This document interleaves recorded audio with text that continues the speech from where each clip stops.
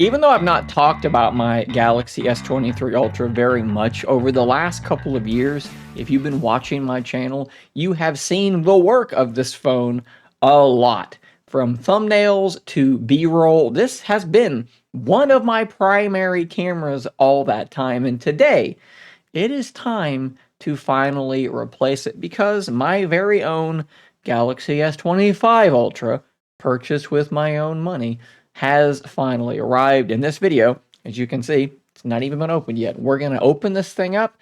I'm going to give you my first impressions. Now, typically, this shot is exactly the kind of shot that my S23 Ultra would be doing. For now, we're going to be using my Pixel 9 Pro XL, but this is the S25 Ultra. Not a whole lot on the box these days, so I think there's really nothing to it but to crack into this and get started. So I did order the online exclusive jade color, and in person, I think this is going to be one of these colors that you're going to have to get the light to hit it just right, and I'm wondering if on camera it's going to look like that color at all. I'm betting that it probably doesn't look very jade to you at all. I'll do my best to kind of capture it, maybe in some B-roll. Maybe I'll step outside and see if I can get the color. It kind of looks almost just like fluorescent instead. I will say one thing though, that feels lighter to me. I need to get the actual weight measurements, but it does actually feel a little bit lighter. Surprise, surprise, there's really nothing else in the box worth talking about, so that makes that portion of the video pretty darn short.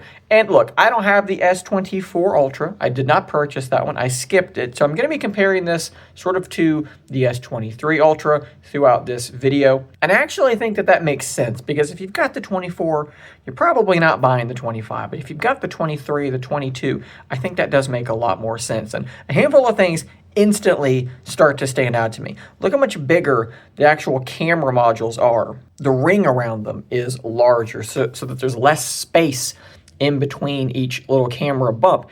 And for these smaller little modules, they do seem to stick out further than they used to. So that is definitely a little bit odd. Of course, we also do now have those flat side rails around the sides and the rounded corners, which I feel like I'm probably going to be pretty heavily in favor of. This was never a very comfortable phone to hold, and the 24, I've heard the same. It's just a little bit too sharp on those corners, and I think that they've done something smart by rounding off those corners. One thing I am really interested to see how it actually performs is this anti-reflective coating.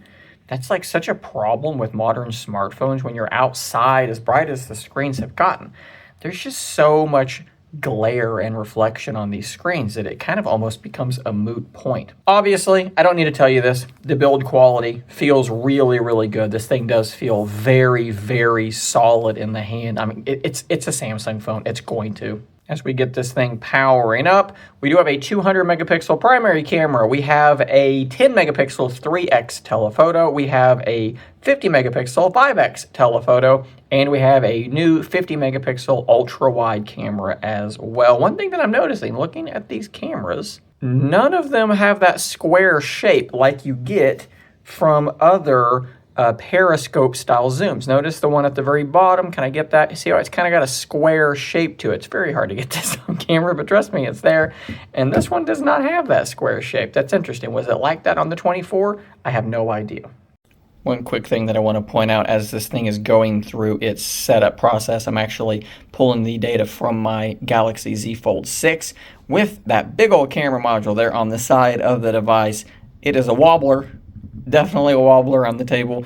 We're going to be talking about cases here shortly. I've got a few more coming in as well. We got some stuff from Pitaka, some stuff from Thinborn coming, so stay tuned for those videos.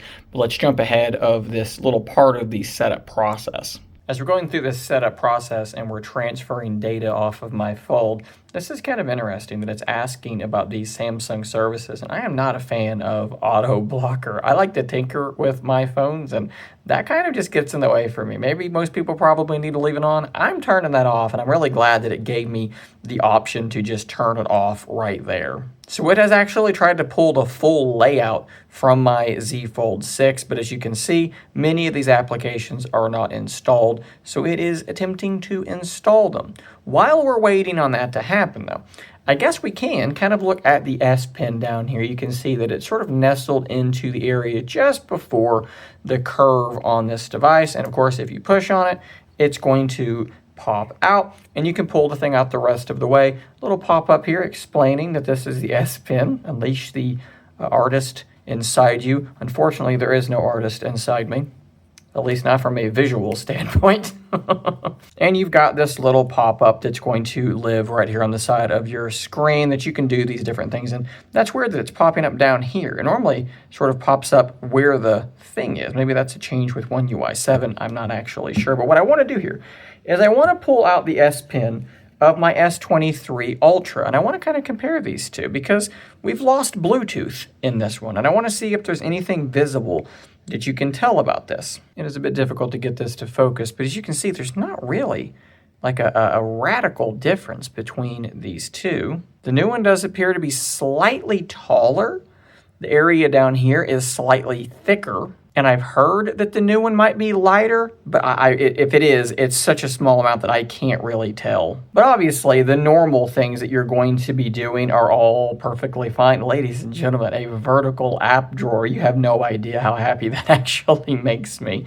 But all of this stuff is going to be just fine. You're just not going to have the option to do air gestures where you're going to hold the button and wave the thing around to go home or do different actions, or to trigger the shutter button in your camera. So that's disappointing for some people. One other difference that I can quickly point out, if you swipe down over here, you're going to get your quick settings. If you swipe down over here, you're going to get your notifications, and they look completely different. Can I actually still use my phone while this is happening? It looks like I can. There you go. You can see how different they look. They're sort of in like a pill shape now, instead of whatever this was before, whatever you would want to call that. So you can swipe back and forth between these two different screens. I'm not sure if I'm going to like this or not. Over here, you swipe down again to get a similar looking screen. It's a little bit different though. And I think that you can actually edit this. If you click the pin, yeah, you can actually move these things around. So it's kind of almost modular, which I think is really smart. So I mentioned that the 25 Ultra does have that anti-reflective coating on the screen. What I want to try to do here is use the flashlight on my Galaxy Z Fold 6 to see if we can tell an obvious difference in that reflectiveness one to another. And this might be something that just absolutely does not come across on camera. It is interesting that the color is more white or yellow there, and it's kind of bluish over here, but I really don't think that this is going to be doing it justice at all. The actual effect in person is noticeable. It's not blowing me away quite as much as I was hoping though. Okay, stepping outside, and I think that anti-reflective effect is much, much more noticeable. Man, look at that. You can see where the reflection should continue straight through, and you can kind of see it, but not really. Yeah, to get the full effect of this, you need to come outside. So here's a fun change that I want to quickly mention. If you hold down your power button, now you're going to actually get the Google Assistant, or Gemini in this case. So no longer do you need a good lock module to trick the thing into doing that. It's going to do it on its own. That with the vertical app drawer might be like two of my favorite things so far. We also have over here on your smart sidebar something called AI Select. And what you're supposed to be able to do here with that option is circle different things, like we're going to circle some text, and it should give you writing assistant prompts for that. Like you can click on this and let's see what kind of things we get: spelling and grammar, writing style, summarize. So you can summarize just a portion of an article, but you should also be able to, oh, it's actually still running. If I click on an image, I've got drawing assist or translate. I guess it would be looking for text there, but how about drawing assist? So let's take this image that it just looked at. This is going to be a terrible example because it's like there's nothing going on there, but you can have it then generate something based off of that image. Let's actually go and look at another picture. Drawing assist, you kind of tucked it away, and we're going to do a sketch. And what it should do is generate a sketch using on-device AI of those devices. And that's, I mean, okay, it's a little bit of a garbled mess, but like that's kind of neat. Asking it to do a sketch of watches is probably a bit harder than what they're anticipating. So I do want to quickly mention the camera. This is not going to be like a proper deep dive, but I do feel like I at least need to mention it. So what we're going to do, maybe a little bit unorthodox, I'm going to show you the back of my head, is we're going to fire up the camera, and I'm just going to show you something that actually has kind of impressed me a little bit. Watch when I go from 1 to 2x, how smooth that is. Now that is a digital crop. It should be smooth. But when I go to 3, that is actually switching lenses. And that is very, very smooth. And when I go to 5, switching lenses again, very, very smooth. And of course, 10 is a digital zoom, 30, and then 100, which is a little bit ridiculous. Those are all digital zooms. But look how nice and smooth even going from 1 to 5 is. That is something that Google absolutely needs to improve on with their Pixel phones. Now, I have taken some photos, just a handful, and we're going to look at them and kind of just see broad strokes what we might be expecting. So this is the primary camera, and we do have some very bright lights right there, and it's not doing a particularly like phenomenal job of exposing for those lights. I guess if I tapped on one of them, it would probably do better. Although if we look at basically the same shot from the Pixel 9 Pro XL, you can see that it's exposing it much more evenly. We'll dig into that a lot more as time goes on. Punching into 3x, I think things look pretty good. The exposure actually improves. Maybe that was just a bad shot. You know, all cameras can do that occasionally. Detail looks pretty solid. Switching to the 5x zoom, and I think things once again look pretty good. You can read the text on that bottle of glass cleaner there quite easily. Exposure again is a little bit brighter than I might like around this light, but nothing too crazy. And then 10x, using that 5x lens to punch in even further. I think things look okay there as well. Look, let's be real. Not going to have a full take on the camera based on just this alone. That's going to be a dedicated video, probably a couple of dedicated videos if I'm honest, comparing it to other devices. But from just this, what I'm seeing with this brief amount of time, it feels very much like a Samsung camera. It's probably still going to struggle a little bit capturing moving objects, especially very dark moving objects like my dog Jet that you're just seeing there. But by and large, I think it's probably going to be in the range of their prior Ultra phone cameras, and that's going to be just fine. All right, let's try to wrap this thing up before this first impressions video turns into a strangely unprepared review.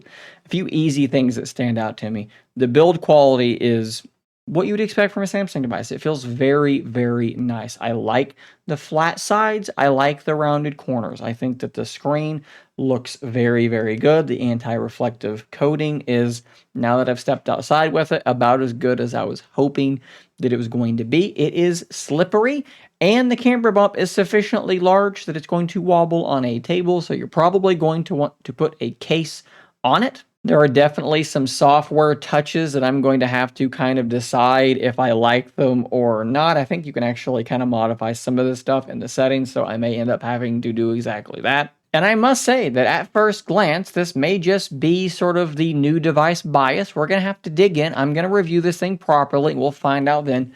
This does feel like a fairly substantial upgrade over my S23 Ultra, but that is a couple of generations ago, and I think that that's where most people looking at this device probably should be. Not year over year, maybe 2 years ago, maybe 3 years ago. That's going to make a lot more sense, but my sim is in this device. I'm in it for the long haul.